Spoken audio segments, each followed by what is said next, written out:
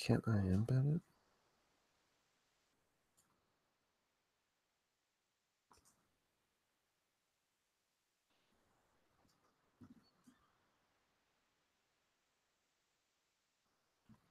The things I do for love.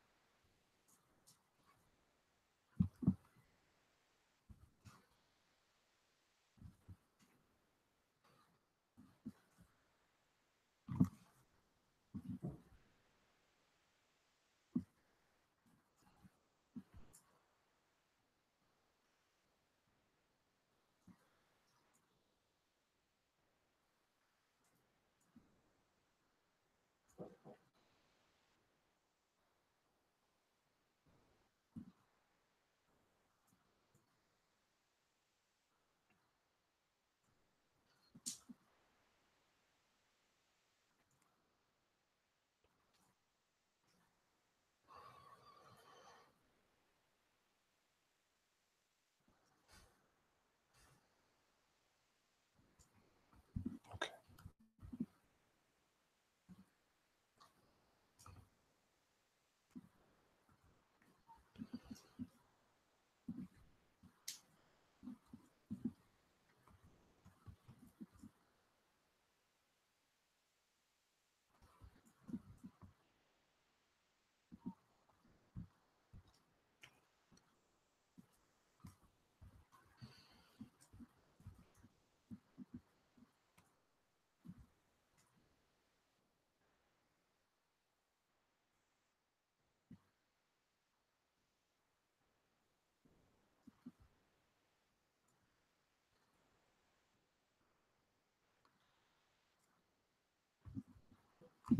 Oh, sure.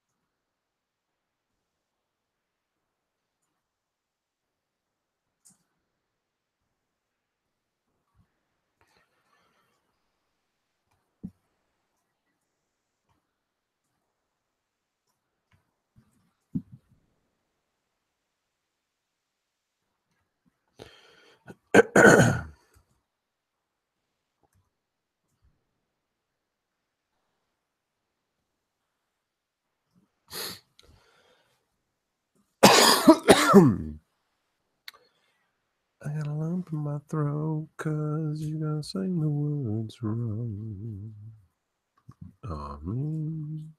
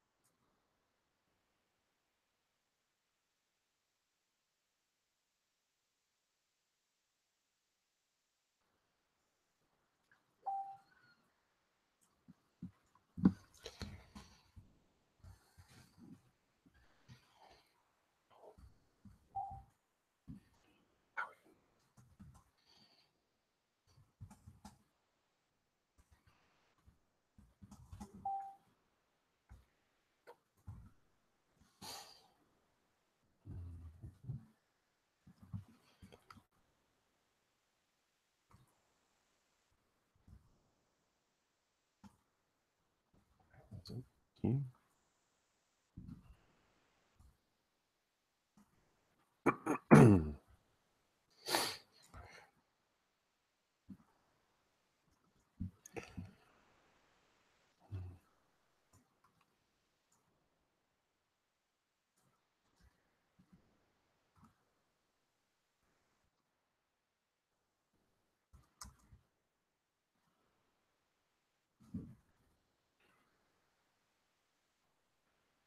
That's true.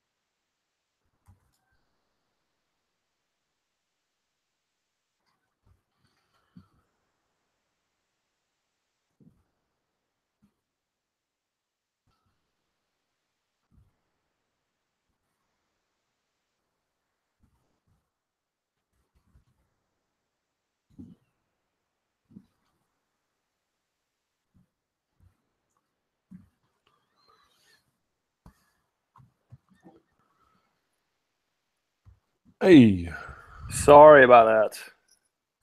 no worries, man. How are you? Life, life happens. I'm doing very well. How are you? Good. I did have my days mixed up. Even though you asked me, like I saw your thing today, which said tomorrow, so I was thinking, No, I know. Yeah, and I was thinking that I've always thought because I was just backwards that my night is your morning, which it is. But anyway, yeah, like if it were morning here, it would be the day before there. I was just confused. You know what I'm saying? yeah. No, that's what I figured. I mean, if you wanted to do a more official one tomorrow, we can, but I don't mind. I mean, we can. We got 34 minutes. It's up to you. I mean, I'm off all week, and I was planning to do it tomorrow, but we can talk now also. But it's whatever you want to do. I Yeah, also well, realize let's. that you get up early to do this. No, I get up at 4 every day now, so that's just my habit. I like it's the quiet of the morning to get work done, which is nice. Yeah, yeah. But yeah, let's chat now, and then we can also do some stuff tomorrow. I'm down for Okay, that. I cool. think there's probably enough to talk about in this world of ours. Yeah. Hmm. So how's there? So you get this week off every year there, or what? It's yeah. I mean, it's. I mean, it's not exactly this week, but it's a fall break. It's called Chuseok, Gotcha. and it's like their lunar holiday. Like this would be their harvest Ah, time. gotcha. Hmm. Nice. And so, because we have October break here, that's next week for us. So, Hmm. which is I don't know. I've always been torn with October break. So, I love it. You don't like it? I don't know. Sometimes I feel like the kids are just getting into things, and then you have a week break, and then you have to get them back kind of after that. So, Uh huh. as a human, I like the relaxation, but then as a teacher, I kind of get, kind of seems like a step backwards kind of thing. Uh huh. I got you. But but it's all It's good. funny because that to me, I have to articulate this well. I need to think before I say something I'm going to regret tremendously. But I'm always excited about getting out of school because I don't know if that's where my real learning occurs. Mm-hmm. It feels, I always go back to that word institutional. It's very institutional. I think it's useful, but anytime I can get out of it, I don't know. I feel like I'm learning more in this free time than I am in that. Oh, for sure. I think that's accurate. And I also think that's weird. Mm-hmm. Yeah, it shouldn't be that way. I agree. You know what I mean? Like, it's just, I always find it very bizarre that I can't find the time to read or something during the school day, mm-hmm. which is just, you would think I should be able to do that. Mm-hmm. But I've been worried. I've been thinking a lot about time and how, like how the school system is set up, like that I'm in. It's just everything is dictated by time. And so it's really hard to get yourself out of that kind of mindset that things need to happen at a certain pace at a certain time. And it's kind of a weird thing. The more I think about it. What, the lack of time?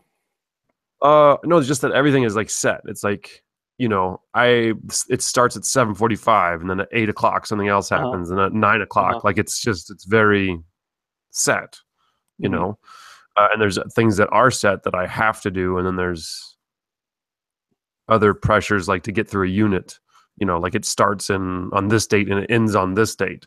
And so it's all very, I mean, if you want to look at it like a factory model kind of thing, it is like that because it is just very, I don't know. And so, I mean, there's pressure with that, and I think I'm getting to a point where I really don't like it. Yeah, no, I agree.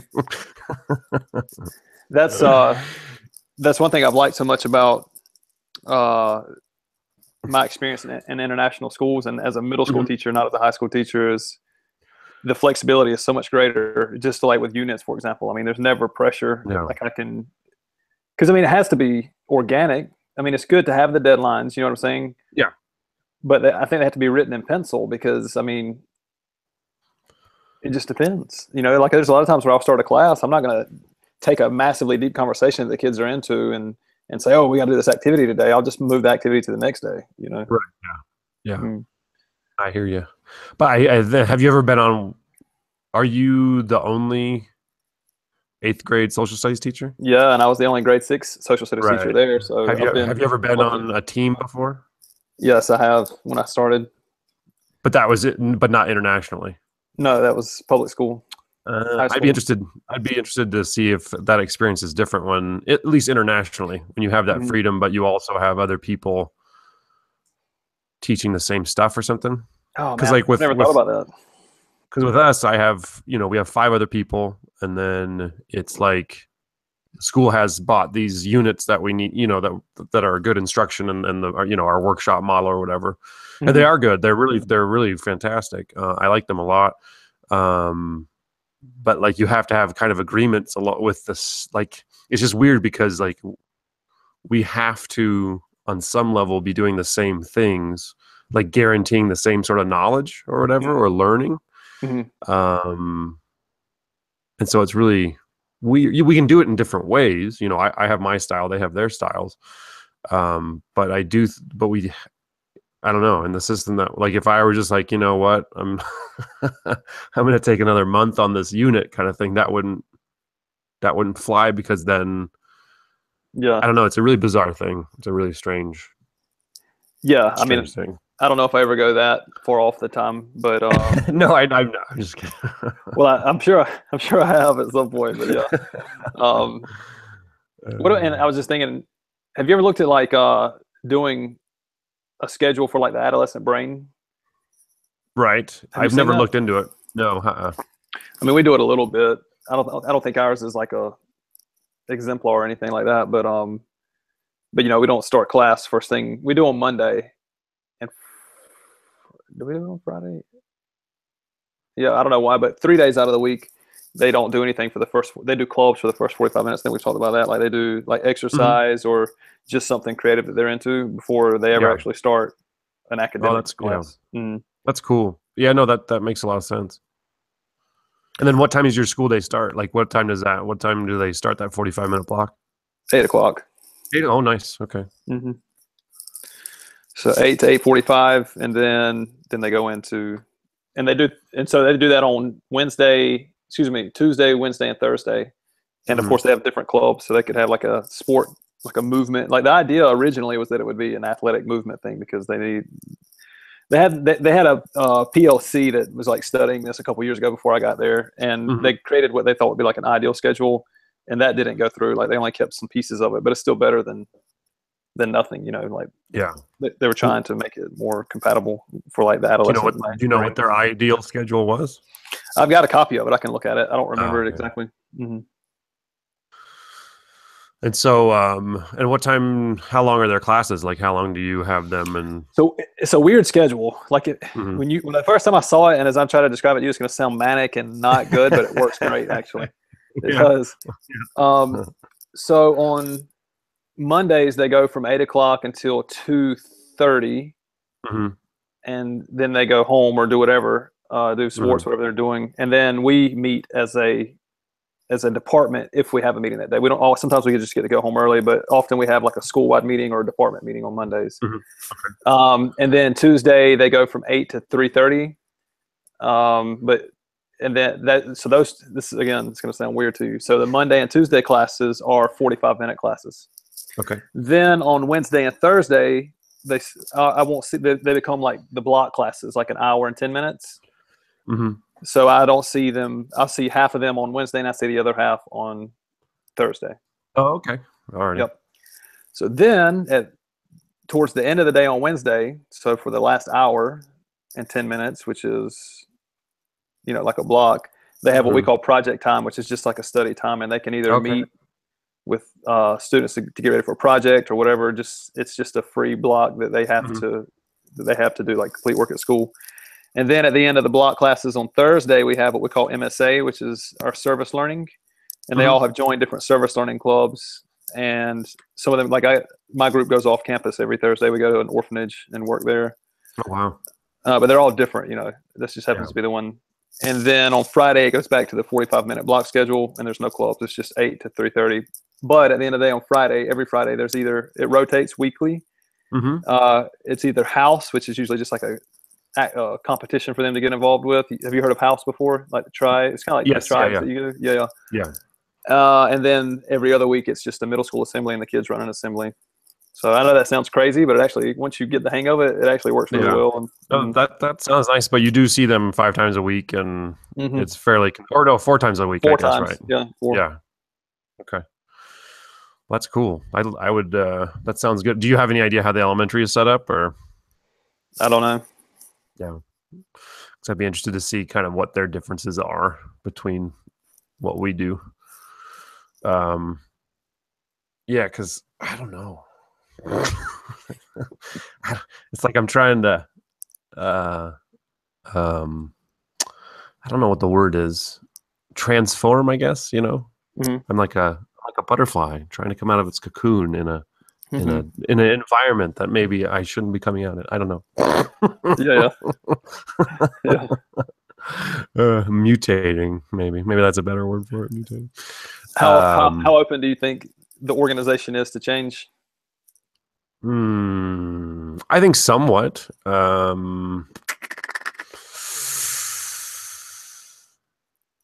don't know. I have to kind of wait and see. And I think, change is just so hard. Change is so super hard. That was one of the things I learned from, God, I can't remember what book it was. I think it was like How to Create Innovators or something. This Tony Wagner guy. But he was talking about this college in the States. I think it's like Orwin or I don't know. It's a pretty cool college. It's a cool concept. You have to graduate with a degree in humanities and engineering. So you have to do both because they see a huge connection between the two things, and they don't want to separate it. So that they don't believe in STEM. They believe in STEAM or whatever. I don't know if you've heard that. The science, technology, engineering, arts, and math. Yeah. So making sure you keep that in. And so what they did is they went around to every university, and they're like, this is our idea. This is what we want to do. We're going to connect the two things. And the universities are like, no, we're not going to change and do that. We just, change is too hard. So they had to just do their own school, because they went everywhere. They went like Stanford and Michigan and kind of all the kind of advanced out there schools. And they were even like, nope, we're not going to do that. And they've had a lot of success. So to change a whole system like radically is almost impossible. I think like you gotta. It all depends on who is in. I don't know. I don't know what it takes to do it. So start from the inception itself, has to go from there, something like that. Yeah, I think so. Because like, I mean, I feel absolute freedom to do what I want in my classroom. You know, that's what I love about where I work. Because I'm trusted and you know, I've built up that trust account or whatever that is over time. But I still feel confined because of certain things, you know. That's what I'm always getting at with the institution thing. It's a confinement of sorts. It is. It is. Because like I think my kids would really be into studying nutrition and food, and I think it's a necessity for them. You want to talk about compulsory? I don't even know that word. That's when I wrote down, actually. Yeah. And they seemed interested in it. So I think I may do that because, like, you know, what the hell? But then I also have to, you know, get them ready for others. You know what I mean? So it's just, it's weird. It's a weird position. And I struggle with timing anyway. Like I never know how long things take. It's amazing. It's like one of my biggest flaws. Well, you don't know that'll be a 30-minute thing. And then like 2 weeks later, I'm like, I can't believe we're still working on this. Well, that's what I was telling you about the flexibility. And if you are a risk-taking teacher, you have to be able to do that because you don't know until you do it. Right. Right. Exactly. Yeah. But it's so funny. So, but yeah, go ahead. Well, I was just going to say, like your situation, you have younger kids. It's different. Like my kids are not that much older, but they're still, you know, generally speaking, there's quite a significant difference. Just in that 3 years, they changed tremendously, you know? Yeah. I mean, the adolescent jump is the biggest jump in your whole growth cycle, except for when you're like going from 2 to 3 or 4, right? Like something like that. Yeah. Or excuse me, from like infancy to like 2. Infant. Yeah. Yeah, at least especially with appearance and with brain, I don't think I think it's a bigger jump maybe. Is it? I don't know if that's accurate or not. I may have just made that up. That doesn't make any sense when I think about it. Yeah, second. Let's go second biggest. That makes more sense. Yeah. Yeah, no, it's because 8th graders are completely different than 5th. Well, not completely, but yeah. But that would be like they're better able to handle abstract ideas and stuff too. So, and sometimes I don't know what the struggle is. Sometimes with that, I'm always imagining, you know, like the dream school. Yeah, I don't know if I would say the dream. I don't know. I think you get what I'm saying. I'll just leave it at that. But there's one school I always look at in Switzerland that's really interesting, and the kids work with the teachers at the end of each semester to plan their next courses. Like they just invent the classes before they start. That's awesome. And they only do 3 classes a day. And they're in the morning, and then they're all over by lunchtime, and then the whole rest of the day is spent on like arts and crafts and like physical activities. Awesome. That's really cool. Seems cool. Yeah. I mean, I don't know if there's science behind it, but I like it nonetheless. Yeah, but I mean, I think there's intuition, right? I mean, that's kind of what you've talked about before, and that's something I've done with my schedule. Like, because again, I can switch things around. So like I'd been going through for some weeks and I'm like, God, why are Tuesdays and Wednesdays just better? Like, why are they better? And I'm like, oh, it's because I get all of my quote unquote academic stuff done before lunch. And then on Tuesdays they have other stuff going on, and then Wednesdays they get released early. And so I was like, why don't I just do that anyway? And then after lunch is dedicated to like projects or science, you know, stuff that they're kind of it's a little more action oriented, and they're more engaged in anyway in general.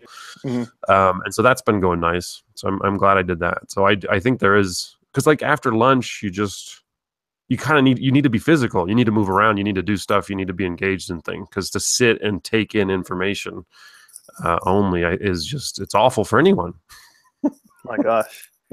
It's like I have to take a 2-hour today after lunch. It's a Ministry of Education thing from the government. I have to take some sort of psychological test for 2 hours from 2 to 4 o'clock today. So, when did they start this? I don't know. This is the first year, because this is my 9th year, so I haven't done this before. My gosh! Like, what are they educated? Seeing if you should be in a classroom with kids or what? Like what? I don't know. Someone was talking about it like a secretary took it and it was asking like, how high is your desk? Like, what's the height of it? Like What? your chair, and then like when you feel lonely, what do you do? And like, do you break out in rashes? Things like that. I go to target practice when I feel Oh, lonely. I just keep I just can't quit shooting targets. I don't know. right, exactly. Good Lord. Good Oh Lord. god. Ah, man. I don't Hey, know. what do you So think we'll about see. stand up? What do you think about stand up desks? We got a few of those at school too. I like the options. Yeah, yeah. We just have. I don't actually have any in my classroom, but some of the teachers have like two or three in their classroom, and every time I'm in their classroom, that's exactly where I go. I don't ever go to the sitting desk. Yeah. Yeah, because no, I think like reading that Sapiens book, I'm just like, Hmm. good Lord. It's incredible what we've done as a mammal, A. I mean, when you really think about, as an animal, what we've done. Hmm. But then again, our lifestyle and how we just ignore just ourselves as entities.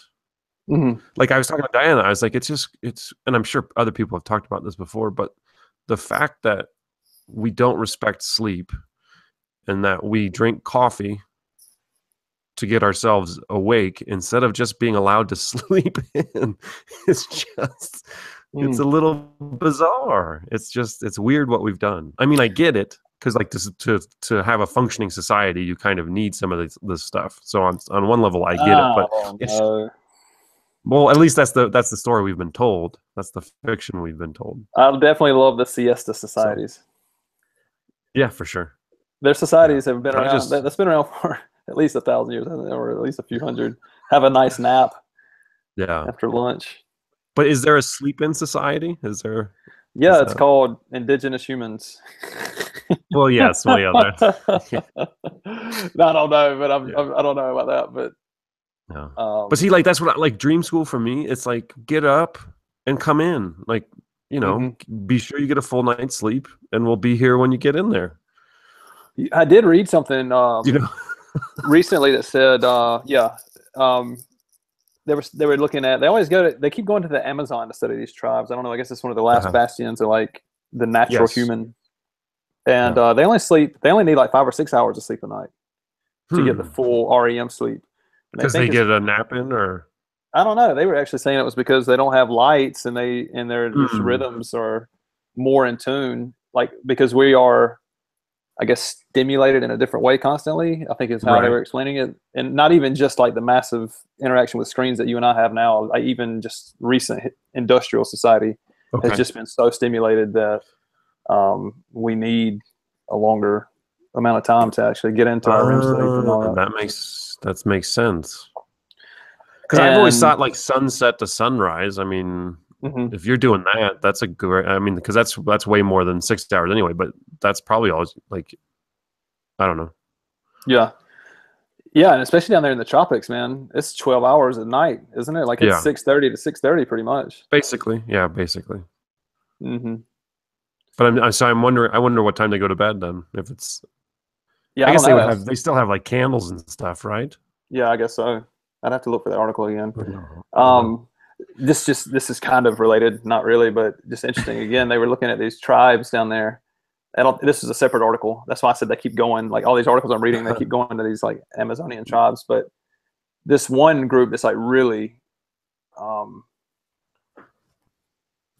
I don't know, I guess primal. I don't know if that's the right word or not, but just like really close to how humans began. They're like Hmm. still hunter gatherers. They don't Hmm. even eat every day Yeah. Huh. because they don't have any. I was writing about this yesterday, I think, but I read it a while back. But it was just clicking with me. They don't eat every day because they don't see. Well, okay, I'll tell you why I'm saying this. I did a fast yesterday. Have Ooh, you ever done wow. that? Okay. No.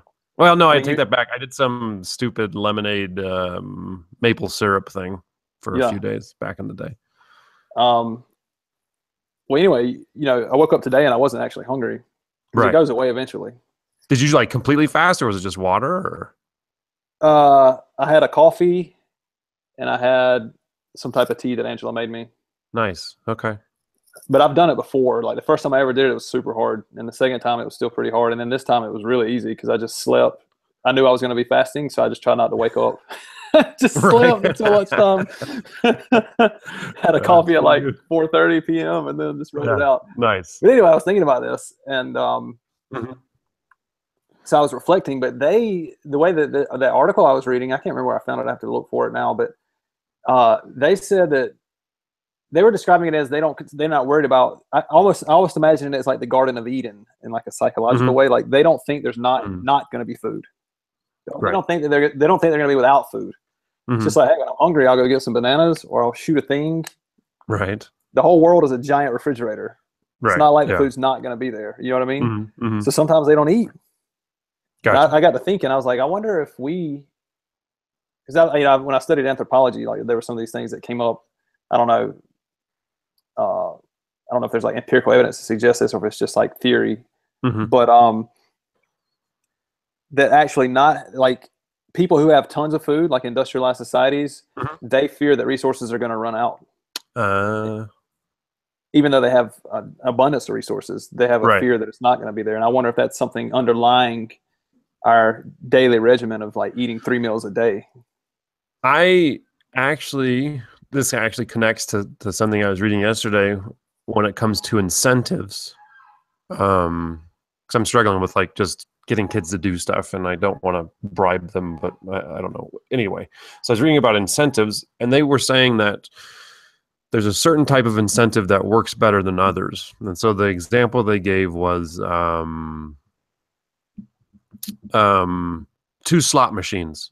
One slot machine pays out at random times. It's not set. It just every whatever, I don't know. Like it's a random interval of when it pays out. And then another slot machine that pays out every time that you do the lever. And they were saying that if they both break, you know, the one that it's random, that they're never going to figure it out. Like it could be broken and they just don't know. But then the other one that, you know, you pull every time and you win, you're going to know exactly when it breaks. And so there's some like, so then, you know, so then thinking about that, it's like, because we have so much, like if there's it's a freak out, like it's a freak out show that it'll disappear. Whereas if you have a kind of a random and you don't have a set schedule as to where your food is and what you're going to eat, then you would be much less stressed. I would think about that. Does that make sense? Like those two things? Yeah. You know, I'm sure that reading Sapiens, you're probably onto this. Then, like, these are the things I've been thinking about for a long time, and I think like the Jordan Peterson guy touches on some of this stuff as well, which makes him very interesting to myself and you, I guess. But like, we are a species with amnesia in many. Like, there's so much in the subconscious. You know, like this thing called civilization is so recent. I mean, it's literally like I want to say 95% or more of our existence was lived as. Well, we don't know. Yes. Because there's no record, or there's no written record, but so all that, I mean, that's what, when I was watching that, one of Peterson's lectures recently, he was like, you have so much going on in here that you're unaware of, you know, and that's kind of what Jung was getting at as well, and Freud and all those guys. But I guess I'm saying that to say, think about how we ate for the longest time. I mean, agriculture, they say, is only like 10,000 years old. Right. Yep. So think of the whole, and our species has been around, it's hard to say, but 150, 200,000 years. So, I mean, you do the math. I mean, it's only this small little portion that we've had agriculture. Think of how we would have been eating as hunter-gatherers. Yeah. Well, no, in the book, they talk about that. Because, like, we had a very varied diet. You know, for breakfast one day, you had mushrooms and berries, and then you had, like, roasted rabbit later, and then the next day, it was completely different. And so, and that goes back to that, what you were talking about with the fats and the sugars and stuff, and why we developed that kind of need to ingest as many as we could. Right? Because like if you stumbled upon an avocado tree, you were like a jackpot and you ate all of them just because, you know, fat wasn't a thing. And so then you were fine for, you know, months with that. And so then, but now we just do that anyway, which is just horrifying. So yeah, like it's the book is incredibly interesting and just, because yeah, no, we just and we stumbled upon the whole agriculture thing from the guy's point of view anyway, and it's probably fairly accurate. So it's super. It's yeah, what we've done to ourselves is just incredible on the backs of so many. Because that was the big trick. The big trick was, how do you get a species to actually lower their quality of life, like for centuries, to then finally rise above it? And not even entirely, just by like how many of us now have a good life? I don't know. Yeah. Do you know what I mean? Like, was it all worth it? Yeah. It's so weird. It's so weird. So I always wonder that, like, it was something I learned, like the Peterson guys got me questioning now, like all my education. I don't know if I believe everything he says, you know, but nonetheless, if he makes anybody that makes you question something, whether it's for a good or bad reason, yes, you find out what you think you know, right? Exactly. Because I don't know if it was him or just someone that I saw on YouTube that I clicked on that was related to him, but they were talking about, he keeps talking about the postmodernists, you know. Yes. Yeah. Neo-Marxist, postmodernist. Yeah. Postmodernist, neo-Marxist. And he says that cultural anthropologists are definitely postmodernists, and that's the class that always blew my mind. You know what I mean? So okay. Yeah. But they said that that was one thing I learned in there, was that the hunter-gatherer lived a better lifestyle. Mm-hmm. Guess it depends on it depends on better in what sense, you know what I mean? Like, right. Obviously they have a greater personal freedom. They tend to be more, if this is true, they tend to be more egalitarian. You know, there's less difference between the sexes. There's not. Well, that was one of his points in the book, is that we don't know. Like, all of that is just theory. Like the beliefs and the systems. Because he's like, you study the ones today, you can't say that that's how they were before everything else happened. He's like, you can draw some parallels, but you can't be like 100% about anything. So his theory is that you could have had anything. Like, you could have been in a tribe that killed babies that looked a little different. Do you know what I mean? Or once you hit 40, you were slow, then you were dead. You know, or you were in a very egalitarian society in which everyone had the same rights, and so it didn't matter. I'm sure there was incredible diversity of culture. Right, exactly. Incredible. You know what I'm saying? I'm sure, like, like there would have been so many different ways and ideas and languages, systems, all that. Yeah. Sure. Well, they said when they got to Australia, there was something between 200 and 600 tribes of Aborigines, and they all had a different language. Wow. That's incredible. Which is just incredible. It is. Yes. But hey, how about this though? Like, Angela and I are out the park today, and the little Korean kid's running around, and he's saying, "Appa, Appa." It's Dad. You know what I'm saying? Like, how is that? Right. Yeah. You know how different Korean is from our language family? Right. Yes. How do those words sound so similar, man? Like, I don't know. It's weird. It is. It's really weird. I don't know. But just like the thing else, you know, the cultural anthropology. Oh yeah, sorry. Yeah. And you were saying he thinks that we stumbled on agriculture. One of my professors was saying that they think, and again, I think this. You can't say how it happened, because I think there was such diversity in geography and culture, and it probably happened in all ways, somewhere, somehow. You know what I mean? Yeah. But again, it's theory. But he was saying, because they have this premise that life was better before agriculture, which is in some ways could be true and in some ways untrue. They hypothesized that humans adopted it because they had to. He said they were drug kicking and screaming into agriculture. Interesting. What they by think? Whom? By who dragged them in? The circumstances. Like, he thinks that there were some places, and this could be. I've always made this connection and wondered if this is part of the Eden myth, that we became sedentary. We, like, not all of humans. I'm imagining a group of humans somewhere became sedentary just because the bounty of the region was so great. There was like a fruitful time, so you could just stay in one place and have animals and fruit, berries and stuff. And then when the climate changed or whatever happened after, you know, several generations, the population was now too large to be nomadic again. Yes. And they had already, and this idea that we like discovered a seed and we're like, eureka. They don't think that's true, right? Because hunter-gatherers, even today, they make circles. And they do like minor agriculture. You know, they like clean around plants and Yeah. things that they're going to come back to later. So they, you know, and it's not like they're idiots. Like every time they make a loop, they get the idea that where we were putting this last year, there's more. Yeah. No, sorry. No, yeah. Yeah, that's good. There's stuff growing. In other words, they think that they knew about seeds and planting before, but Yeah. it became intensive and necessary once they had a big population and they couldn't be nomadic when this change came. That's a theory, but it Right. has some logic to it nonetheless. Yeah, no, for sure. And I think, and I have to go in like a minute, but in the book he says that I think one of the other theories is that like they found wheat at some point, and then they would gather it and then walk back to the tribe, and then the wheat would spread. Yep. Because it just falls very easily. And so then the next time they went back, there was more throughout, like the crop was bigger.